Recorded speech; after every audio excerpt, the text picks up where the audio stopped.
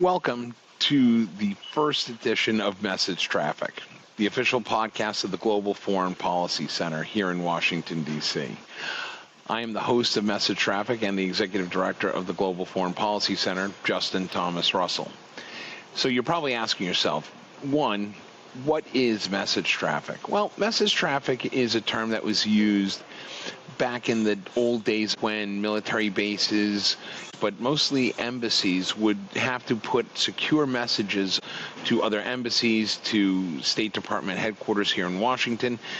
And you would hear a bell go off and you would hear that rat-a-tat-tat of typewriting or printers going off, and that was a signal, and they would call that message traffic. Thus, welcome to the first edition of Message Traffic.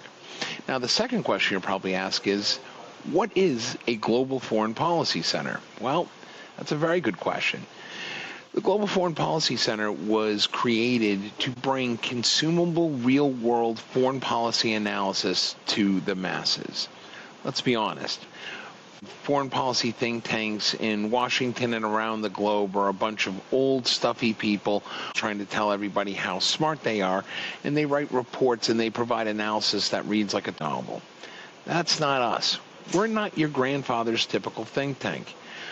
We are real people providing real analysis on how foreign policy affects the everyday lives of everyday Americans.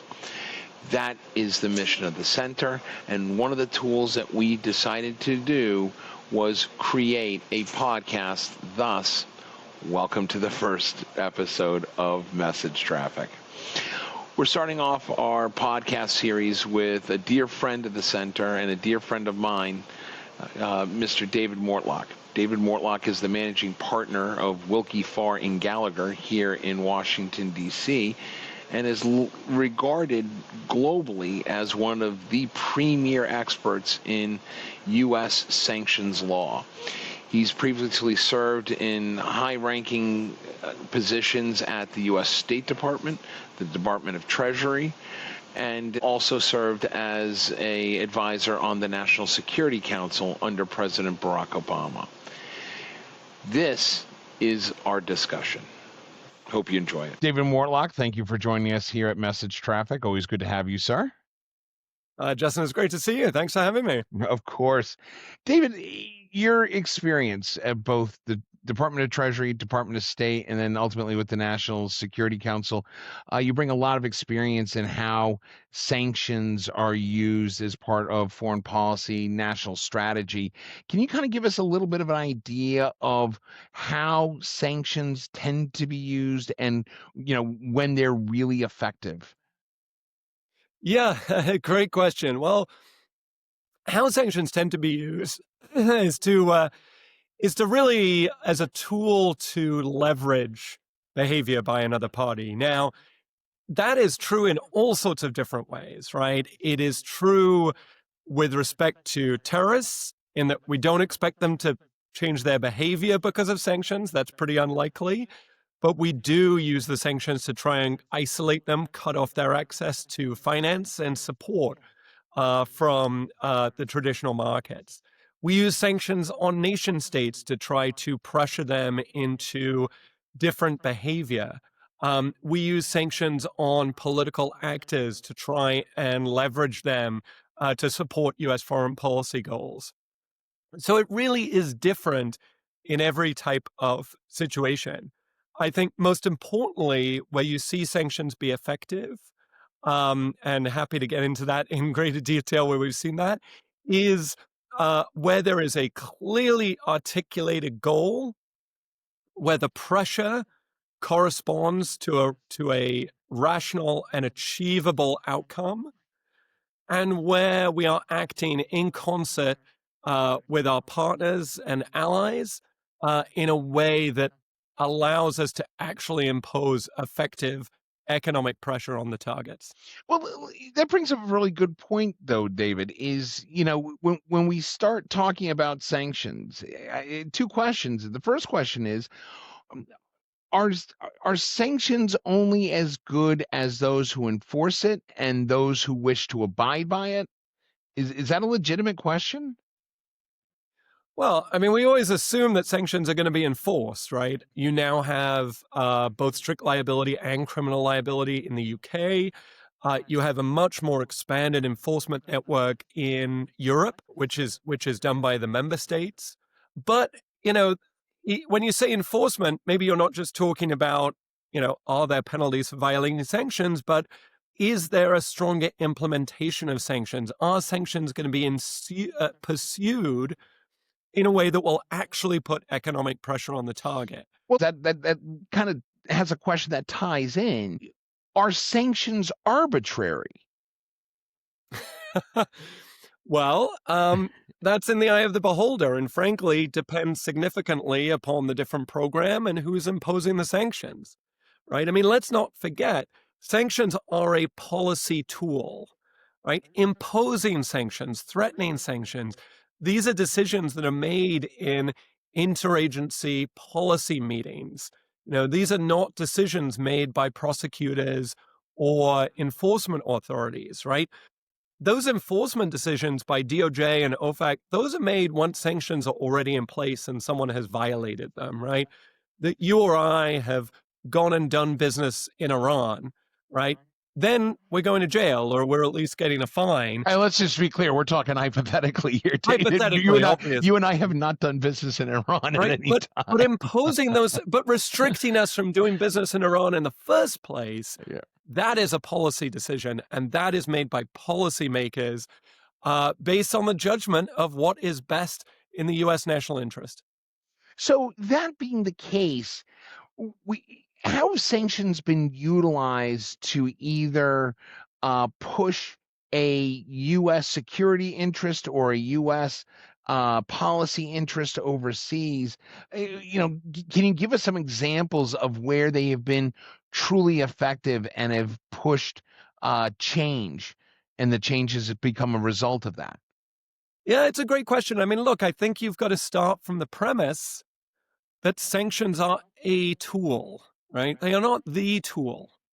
And they are not kinetic, like dropping a bomb or inserting an army on the ground in an overseas theater. Right now, we turn to sanctions so often for several different reasons, right? We've gotten more sophisticated.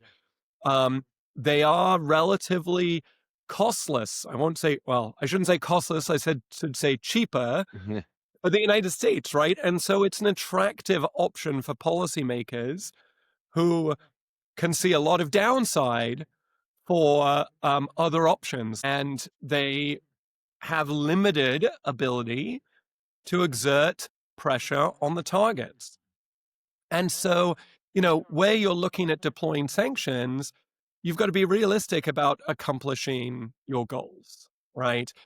Now, I'll give you one example, right? Is Iran. I mean, my view is that sanctions were extremely effective on Iran, not in that the sanctions alone forced Iran to abandon their nuclear ambitions, but they did get Iran to the negotiating table, which resulted in a successful, strong agreement that for at least a few years the parties implemented.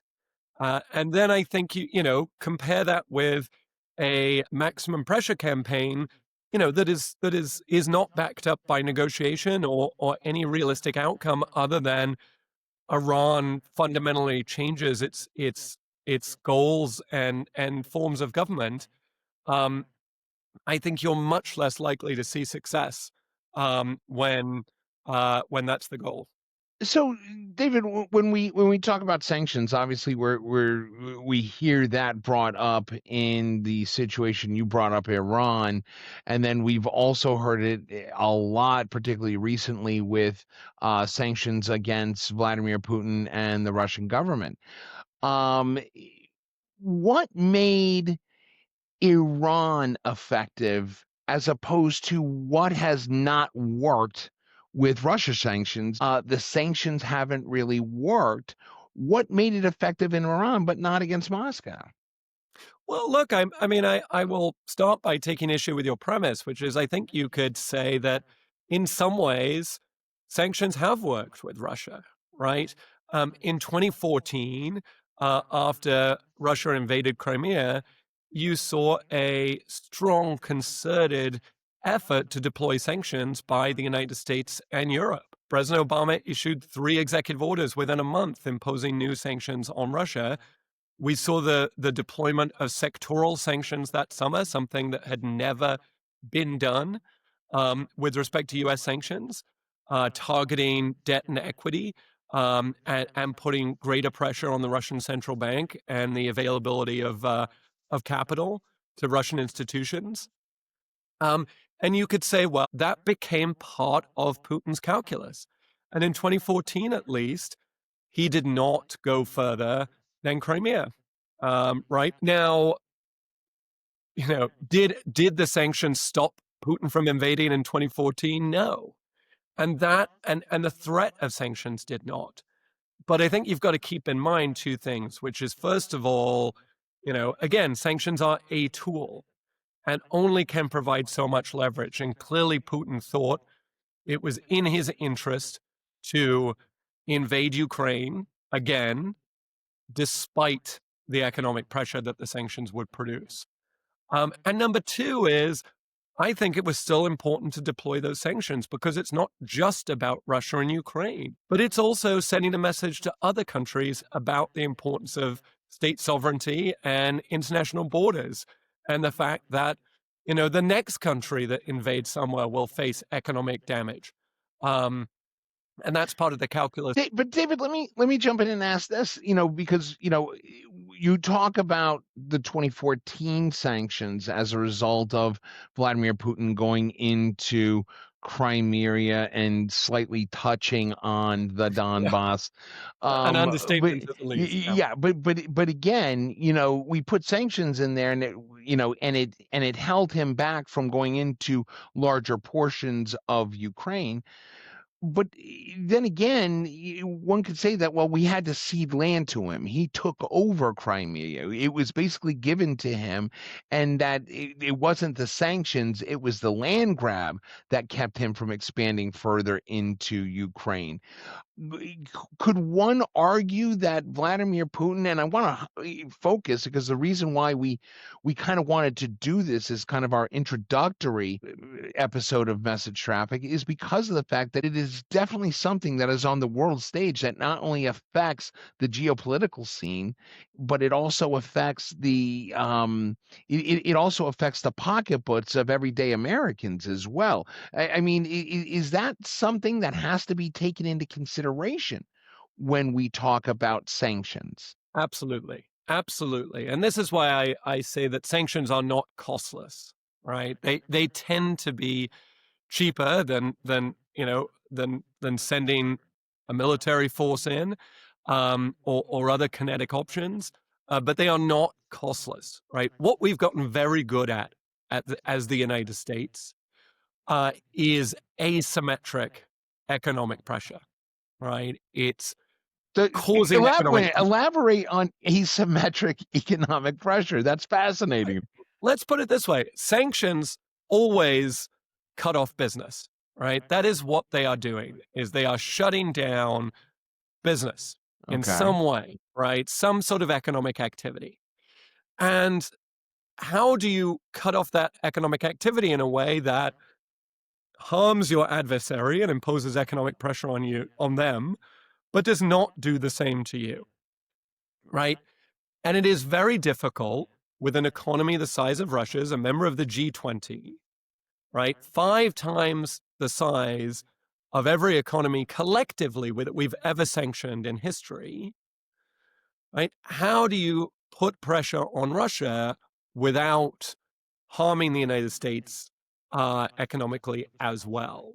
And it's very difficult to do that, right? And there have been decisions. David, let me just jump in. Would you consider, the advent of the, Shanghai Cooperative Organization, BRICS, is that as a result? I mean, could you attribute that back to the result of maybe the overuse of sanctions?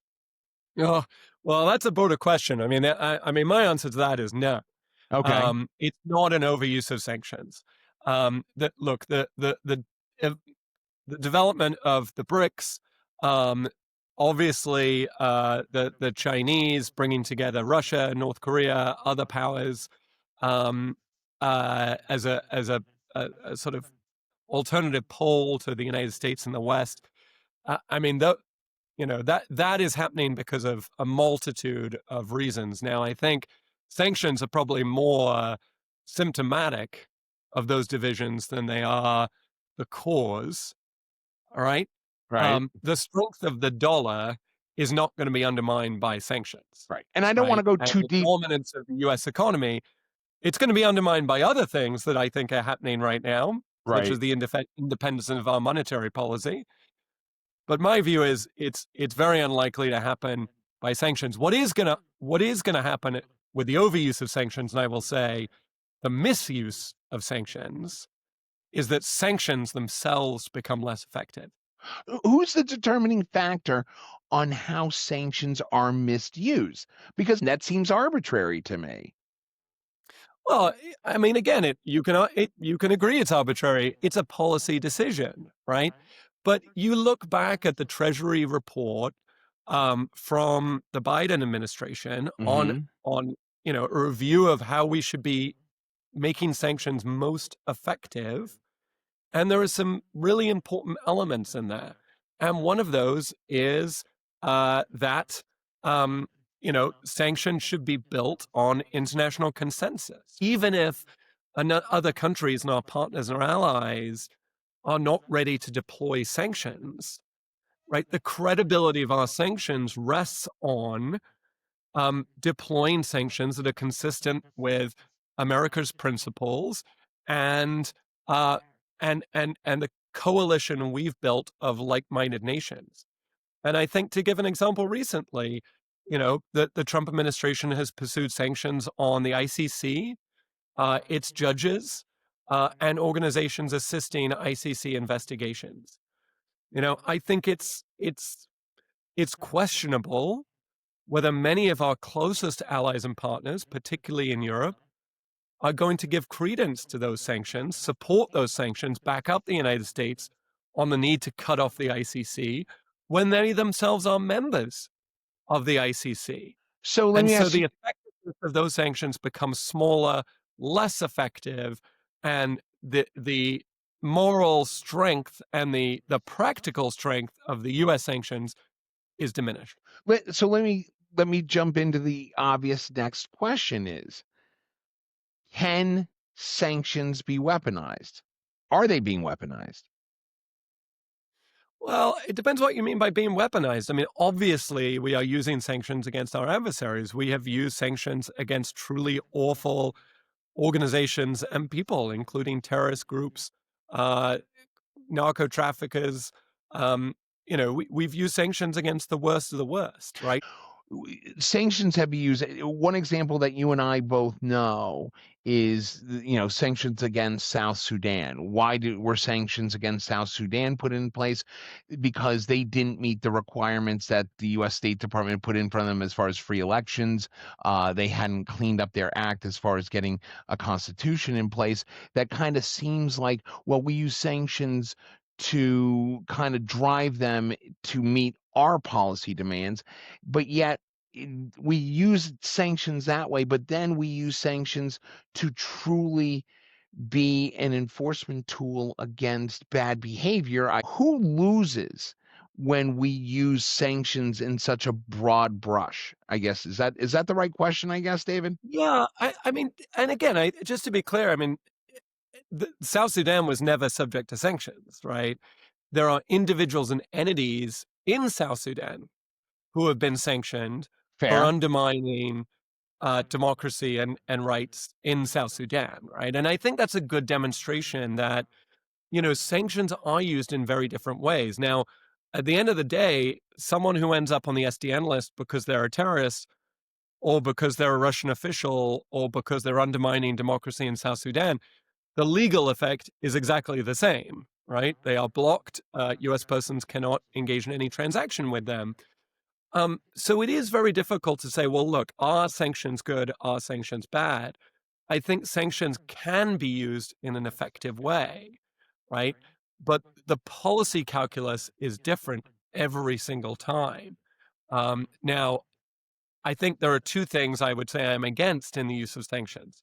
I think turning to sanctions as a panacea because we don't have any better options and expecting them to solve the problem and then saying, well, see, sanctions don't work when they don't solve the problem, right? Sanctions are one tool that generally need to be used alongside others, including building international coalitions, diplomatic pressure, even military action, right?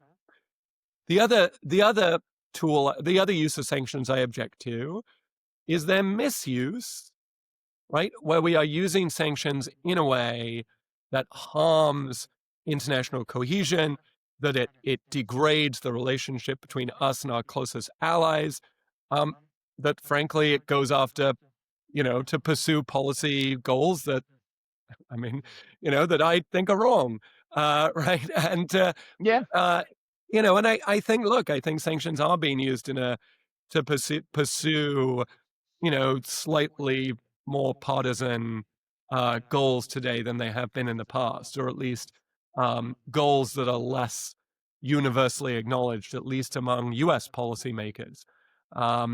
And I think, and every time we take a step against our allies using sanctions, I think the effectiveness of the tool becomes less. David, we've seen sanctions. We've seen this administration use tariffs. But now we're starting to. Well, let me ask this question: are we seeing a blending of sanctions and tariffs, kind of almost becoming one? The example I would give is using secondary tariffs as a sanction, and I use sanction in air quotes, against India, China, those who are buying energy from Russia. Is that a dangerous slope that we're walking as far as blending the two together? Well, just to give some background here, the reason that they are sort of being conflated, at least legally, is the statute that gives the president the authority to impose sanctions and underlies every sanctions program except for Cuba is the International Emergency Economic Powers Act, Okay. which allows the president to regulate, to block, and do a lot of other things to restrict transactions once the president declares a national emergency that presents an unusual and extraordinary threat to the national security, foreign policy, or economy of the United States. Now, that statute has been invoked for sanctions programs as varied as Russia, Iran, terrorism, South Sudan, now the ICC, and so forth. It has also now been invoked by President Trump to impose tariffs. And that has never happened before. And we are seeing, obviously, challenges to that make its way through the court. We've now had 2 findings against the president's use of the statute on pretty concrete grounds. In fact, I will admit, stronger, the opinions were more strongly against the president than I had predicted. Now the president is appealing to the Supreme Court. We'll see where they come out. But obviously, it means the use of this statute is controversial. But even aside from the statute, even if Congress then turns around and passes a new statute for the president, I think what really is changing is not the use of tariffs to leverage behavior by other states, right? Mm-hmm. The president could use different types of sanctions to punish Brazil because he doesn't like how they're treating Bolsonaro. He can impose different types of sanctions on India if he doesn't like that they're buying Russian oil. What is different is that historically, in imposing those types of restrictions, we would have issued detailed, clear guidance on what we expected from those governments. We would have provided wind down periods with FAQs from OFAC, press releases from the State Department, outreach from our embassies, providing a consistent message about what we expected to stop before we would threaten sanctions. Instead, David, what we're seeing is these haphazard announcements from the president that all of a sudden there's tariffs on Brazil, all of a sudden there's 50% tariff on India because they're buying Russian oil. You know, do we expect China to stop buying Russian oil? I don't know. It is threatening sanctions slash tariffs through True Social is not an effective way to achieve the outcome that we're trying to get. David, we got a couple of minutes left here. Let's say in the future, David Mortlock becomes the director of the Office of Foreign Asset Control at the Department of Treasury. As director of OFAC, how would you envision the preemptive use of tariffs in your eyes? So that's a great question. I mean, frankly, well, first of all, I would bemoan the departure of Brad Smith or whoever left OFAC to make space for me, because they are a wonderful team. I doubt I could do better than them. They are fantastic. And frankly, a real bright spot in our government and our civil service of people truly dedicated to, working with the private sector to protect the interests of America. So I can't say enough good things about them. But look, it's a tough position for OFAC to be in, right? Because they are seeing the tools that they rely on, that they need to get their job done, be used elsewhere and by other agencies, right? OFAC is not implementing the tariffs that are now being imposed under IEEPA. CBP is, right? And if the Trump administration ends up with a decision from the Supreme Court that undermines the use of IEEPA in other contexts, that restricts the type of national security emergencies that the president can declare in the future, it is going to limit the president's ability to deploy OFAC and to use those tools that have been used to great effect over the past several decades. So, I am very concerned about, again, not the overuse of sanctions, the misuse of sanctions, resulting in diminishing the very important tools that we have, including the authority of OFAC. David Mortlock, managing partner at Willkie, Farr & Gallagher. Always good to see you, my friend. Thank you very much. Thank you very much, Justin. I appreciate it.